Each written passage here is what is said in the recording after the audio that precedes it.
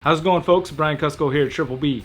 Today we've got Mr. Rob Nixon for you. He's going to be giving a talk on the propagation and husbandry of Borneo Earless Monitors. Pretty cool one, again from the Herpeton Talks. You're watching Triple B TV.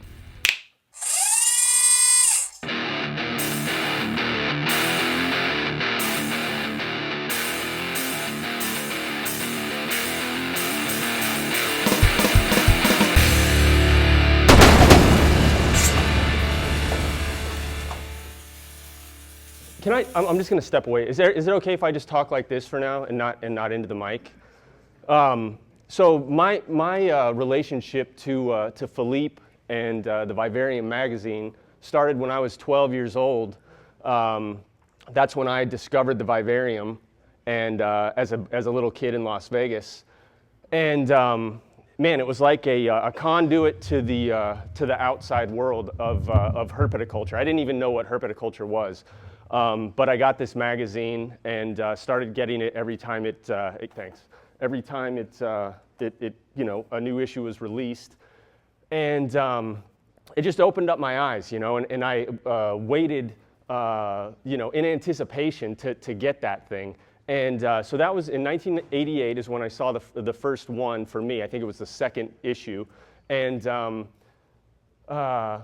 fast forward to the mid 90s when I was in my early 20s, and I started to develop other interests outside of reptiles, of which I think I'm safe to talk about them. We're here in California. Was psychedelic plants, researching only, and it just blew me away. It was totally cosmic and far out that Philippe, at that time, started to write very philosophically about herpetoculture, and he opened up my eyes to a guy named E.O. Wilson and biophilia, and he also wrote about this guy Terence McKenna that I had just recently come upon in my research, and so it just blew me away. It was like he was writing right to me, and it was an amazing thing. And fast forward again to August of 2018, I'm sitting in a hotel room in Yuma, Arizona. You don't need to ask why.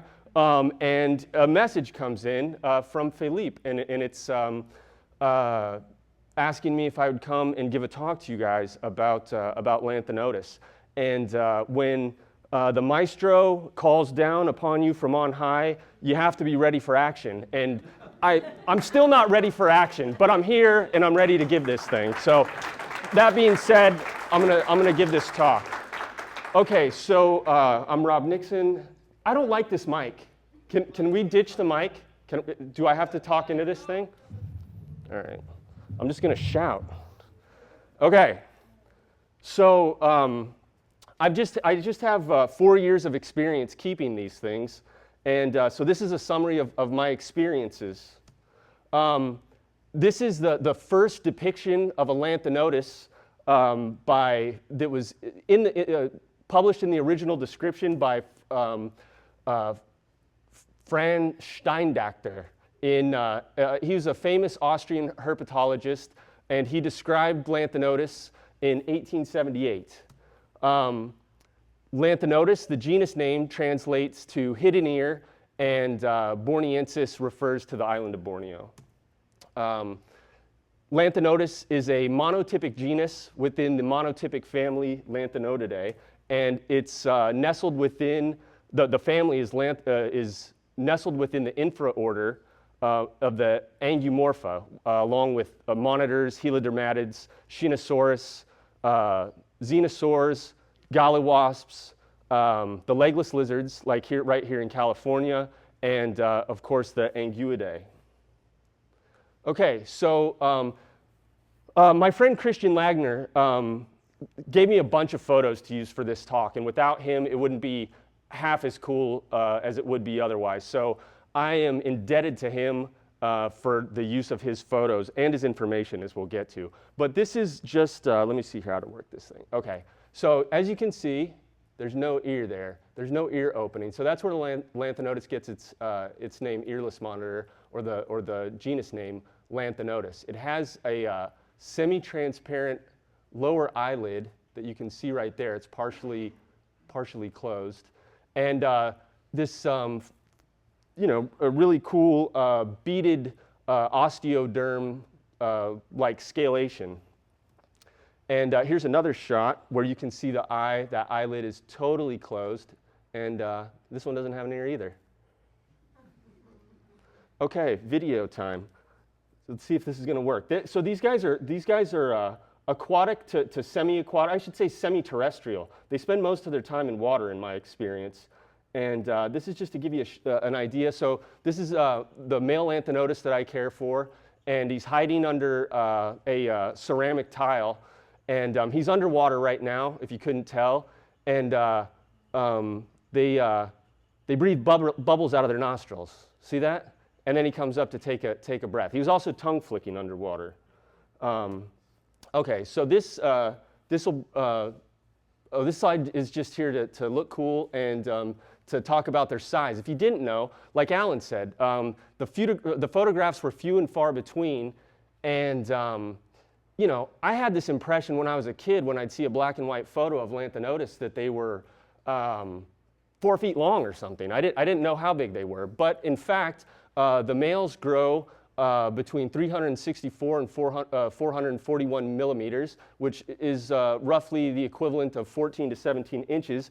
And the females are a little bit smaller at 330 to 387 millimeters, roughly 13 to 15 inches. Okay, this is where they come from, the island of Borneo. You can see here that it's the third largest island in the world, and it straddles the equator. And here's a Google Earth shot of it. And up until, I don't even know, 2001, I think, and then again in 2012, Lanthanotus, the bulk of all the specimens, let me see if I can figure this thing out, came from this province, Sarawak, the Sarawak province in Borneo. And that's lowland tropical rainforest, coastal influence. And then, let's see, so there's Sarawak. And then this publication came out in 2012 about Lanthanotus that was found in West Kalimantan by a group of biologists that were doing field surveys. And then in 2013 or 2014, a Czech researcher published a paper about a new locality in North Kalimantan.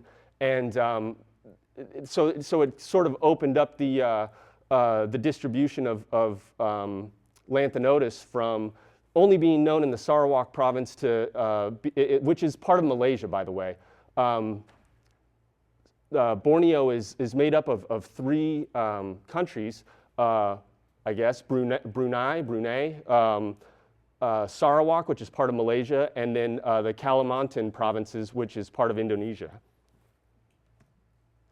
Okay, and this brings me to this natural history section. All of this information is gleaned from my friend Christian Langner's amazing publication that he published in 2017 about his observations on Lanthanotus in the field. And so without him, these photos and this information wouldn't be available to me to talk to you, and it wouldn't be available to all of you. I highly recommend you guys go out and track down this paper. It's easy to find online, and it's, as far as I'm concerned, if you're interested in Lanthanotus, it's worth its weight in gold. Okay, so here's some habitat shots of where Christian observed Lanthanotus in the field. You can see here this, nice small, I don't want to say pristine, but very picturesque stream flowing through rainforest. Then over here by night, you have a pair of underwear and I don't know what the hell's going on down here. In any case, people are mucking around in there by night. So they found them in small streams within secondary growth rainforest adjacent to farmland. And there were oil and palm plantations and other ag fields just adjacent to where these streams are. These streams apparently are rocky and they serve as drainages, so they don't get developed for agriculture. And the elevation was 178 to 100, between 178 and 197 meters above mean sea level, 587 to 650 feet. Okay, so this is going to discuss the environmental parameters that Christian recorded when he was in the field. Air temperatures between, he was only there for a few days, so it's not like he collected data over a year, over 365 days or anything like that. But when you don't know anything, something is better than nothing, in my opinion. So air temperatures were recorded between 28.4 and 26.2 degrees. So in the 80s basically, and relative humidity was high. And the water temperature in those streams maintained a consistent 26.1 degrees. And you'll see throughout this talk, 26, 26.1, 27, these are like magic numbers in my mind for Lanthanotus. Water pH was neutral at 7.0, and body temperatures recorded in 4 animals were basically uniform between 26.1 and 26.6 degrees. Okay, so they found the first night in a 400-meter stretch of stream, I think they found 9 Lanthanotus in a matter of a few hours, So it goes to show that these things, where they occur, occur in fairly high numbers, I would say. This one was found in water. This female was found on land. And then in a couple of adjacent streams, they located an additional 10 specimens. So in 3 nights, they located 19 specimens at a sex ratio of 1 male to 2 females, and 10 on land and 9 in the water. I don't want to get too much into Christian's details because I feel like you guys should read the article. Okay. Nobody knew anything about what these lizards ate in the wild. There's some speculation, obviously, but what there was provided in old literature came from captive specimens, and they had one in the Sarawak Museum that fed on sea turtle eggs, of all things. Like, how in the hell did they? It doesn't eat fish, but it eats sea turtle eggs. I don't know how they came to that, but that was some of the only information was based on these older records from captive specimens. But these shrimp remnants were regurgitated by 2 female Lanthanotus. And then a male regurgitated this chunk of catfish meat that was identified as a species of Clarius catfish by DNA. They collected this thing and brought it back to Germany and had it analyzed. Okay, captive husbandry, moving right along. So from this photo, you can see a pair of Lanthanotus here. It's the male on the bottom and a female up here. And the terrarium that I keep them in, we'll get to that. Yeah, there it is. It's a semi-aquatic terrarium with water. So there's a reservoir down here, a sump that with a water pump pumps water up. Water flows through here. Even though, this is all, there's water that underneath this piece of cork and around here, and then there's the return back into the sump. And there's a biological filter down here and a heater. And then, like, this area right here is the land portion of the terrarium. They spend 99% of their time in the water. A friend of mine in Florida that keeps them outdoors for part of the year has a semi-aquatic terrarium for them set up with a land section that he has filled with kind of like a soil material. And he posted a video on Facebook that showed one of his animals out on the surface, and then when he went in there and disturbed it, the lizard showed some like shelter fidelity and quickly shot down a burrow that it had dug itself. So when I saw that, I thought, okay, these things probably need something to burrow in. And so what I plan on doing with this terrarium soon is to add like a glass box basically in here with no top on it that the lizards can get in and out of with, I don't know, 8 to 10 inches of soil material. So this terrarium is 1.20 meters by 60 by 60 centimeters, 4 feet by 2 feet by 2 feet, and that's length, width, and height, and it houses 1.2 adult Lanthanotus. And it's roughly 60% water to 40% land. And the water is roughly 3 to 3.5 inches deep. So there's another view of the terrarium. Oh, I light it with these 5,000 watt par 38 LED bulbs. And the photo period is 12 hours light, 12 hours dark. And air temperature varies between 23 to 29 degrees C. And I try to maintain it in the 26 to 27 degree range. But just given the nature of my house and seasonal temperatures in my house, it can fluctuate to 23 in the winter and up to 29 in the summer. Water parameters, I use an equal mix of municipal tap water and purified water. I have a biological filter in the sump, and I change the water in the sump about every 7 to 10 days, and I'll just blast out the whole thing. I'll drag the hose into the room where they are and just hose the whole thing out once every 60 or 90 days.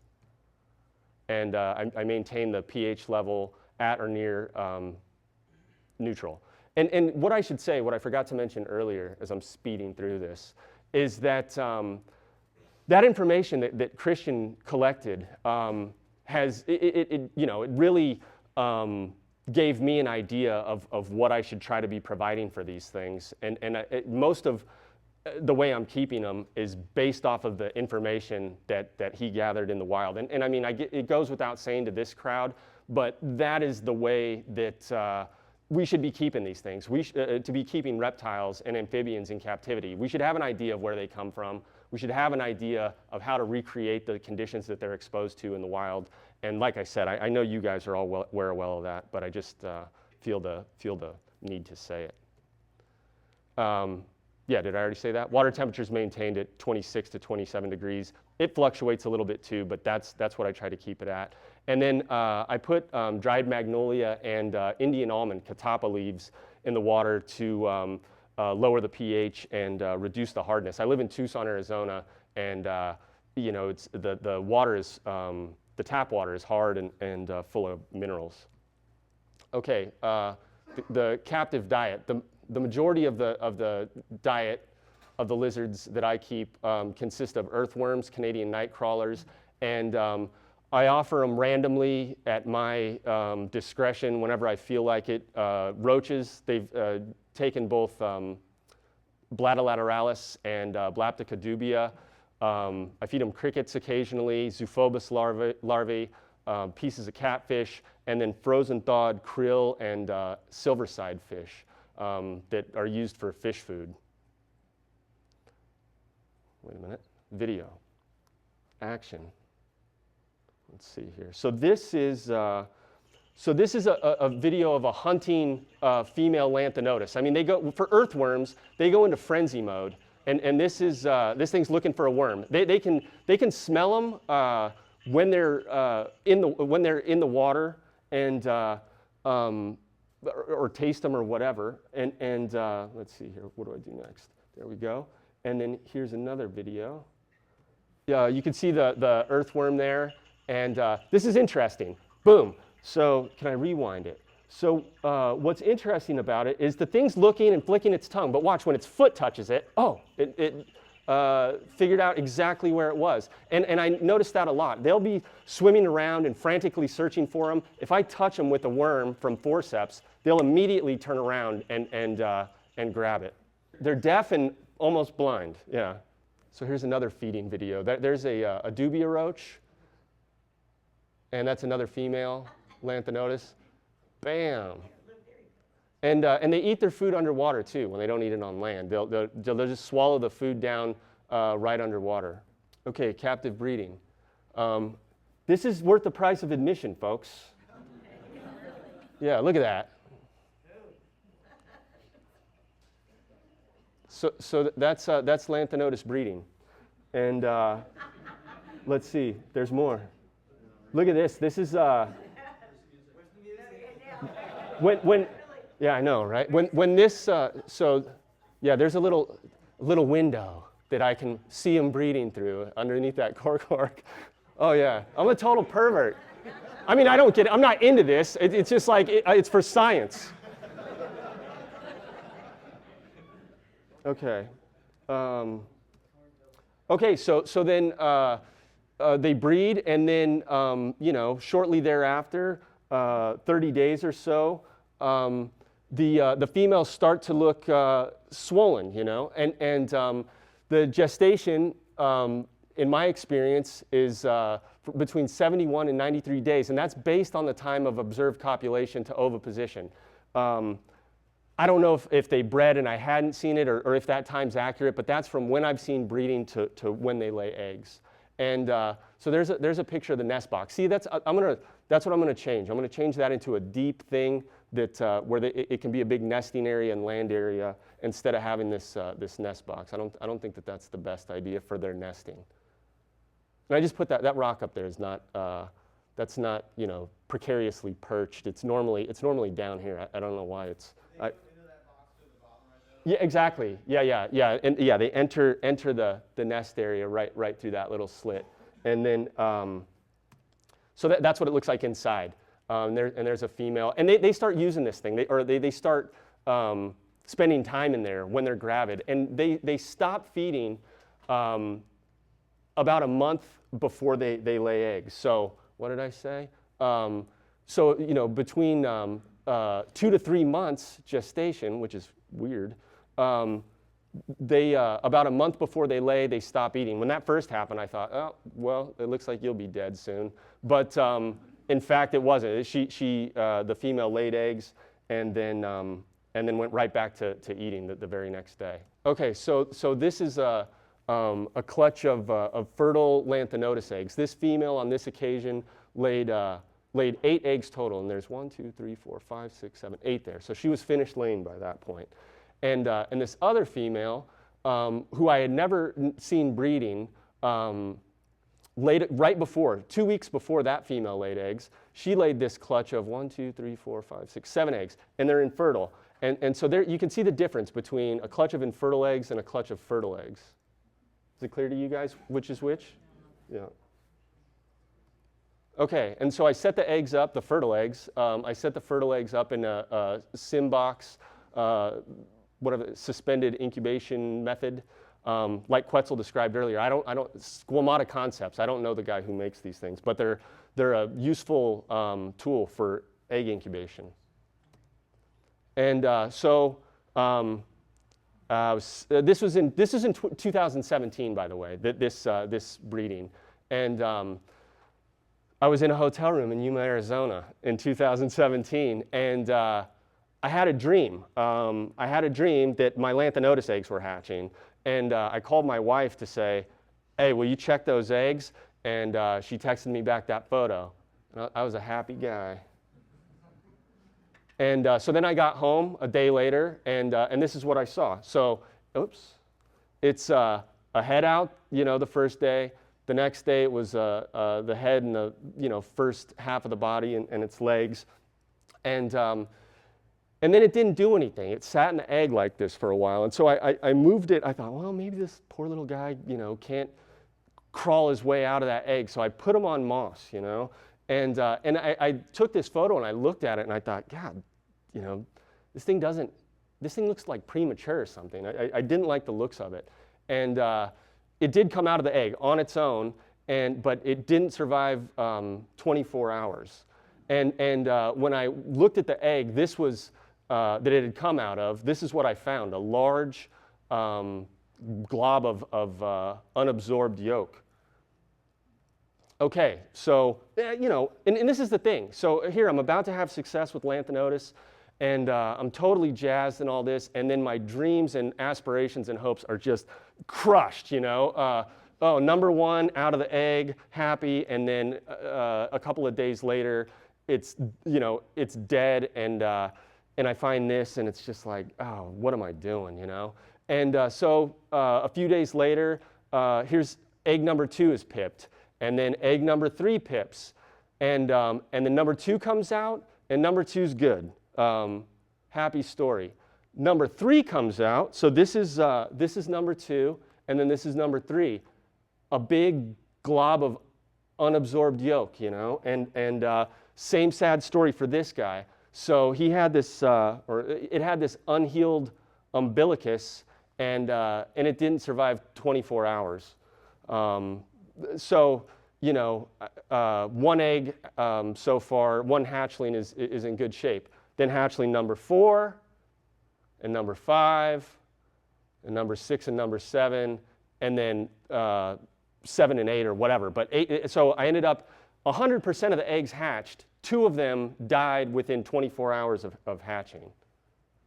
And video time. So this is a little baby. I don't know, a couple of months after hatching. In this box, I just put it in this little thing to shoot a video. But I did house them individually in plastic boxes, like shoe boxes, with cork bark and kept them basically the same way as the adults, but without running water. I just changed the water every couple of days, but under the same temperature conditions and everything else. But you see, I mean, they're you know, at least this guy, all of them were like this, excited to consume little pieces of earthworms. And then there's the 6 baby Lanthanotus all in one container together. And there's baby Lanthanotus with the male. I wouldn't have put them next to the females. The male is, I didn't talk about this. The male is a totally reserved animal. The females go out, they go into that berserk feeding frenzy mode. The male always stays in a shelter, or he'll come out and poke his head out and grab, you know, a worm or whatever, and then retract. And he's also not as eager to take other food items. He likes, he'll eat pieces of fish and those silver sides and earthworms and the occasional roach, but for the most part, he's way more reclusive and reserved. Okay, so there's a summary of 2016. This is interesting. So in 2016, I observed copulation, and it was it went from 10:30 in the morning until, you know, almost 5:20 at night, and then from what I saw, and then female number 2. So I was in 29 Palms, California, and I asked my wife, hey, check the nest box of the Lanthanotus. And so we were like Skyping or whatever, and she opened it up and removed the cork bark, and boom, there's the female with 4 eggs that looked really good and 1 that was obviously infertile, kind of small and discolored. And that was 71 days from the copulation to oviposition. Well, I got home a day later, and female number 2 was out of the box, female number 1 was in there, and all the eggs but 1 were gone. And guess which one she didn't eat? The infertile one. Yeah, and then I subsequently would find a defecated egg floating around in the water for like the next 4 weeks, like total painful reminder. But it's an interesting thing. I'll get to it in a minute. Okay, in 2017, there's all the time frames and when I received eggs and the whole thing. If you guys are interested in any of this stuff, I'll provide you the information. Alan, I don't see you, man. Okay. Anecdotes of interest. So this is a CT scan of a Lanthanotus. This is from that 2013 or 2014 Czech publication by Wagener, I think was the guy's name. And I mean, look at that. It's like a shark's mouth, you know. So anyways, this is like a little, shows that I'm whatever. Okay, I got bit by my Lanthanotus and it hurt really bad and I bled. And you know, but so it bit me on the wrist. I was taking it out to in the name of science to weigh it, and before it laid eggs, and I thought I'd get a weight pre-oviposition and post-oviposition to determine, you know, what percentage of the clutch of eggs made up the weight of the female. And while I'd had her out, and I'd never been bitten by one of these things before, and I had her out, and right away, bam, bites me on the wrist, and I yelled and dropped to my knees, not because I was in pain, but because I didn't want to drop the lizard on the ground. I wanted to let go of me. So, and I was, wailing, and my wife came in like, "What the hell's the matter?" And I said, "Oh, the lizard bit me," and I'm bleeding. But there you can see the teeth marks and that little gash on the bottom of my wrist there. It was a good bite, I would say. It's like, I feel stupid talking about this. Quetzal works with crocodilians and crocodile monitors and caiman lizards, and Andrew has geckos that are biting his fingers off, and there I have a little lanthanotus bite. Anyways, but the reason I even say that is when I was going to pull the eggs out of this box, the female demonstrated some nest defense behavior, and which has never been reported, as far as I know, in lanthanotus. And so I went in there to get them, and she was ready to bite. And I thought, no, you're not going to bite me. And I, oh, it's not going to. There we go. Okay, you're not going to bite me. And but I went and grabbed my camera and came back, and you'll see. I don't like being bitten by things, so I'm like, oh God. But she was really ready to bite, and so I decided I'm not going to use my hand. I'm not going to get bitten by the thing, but I'll use this piece of cork bark to jab her instead. And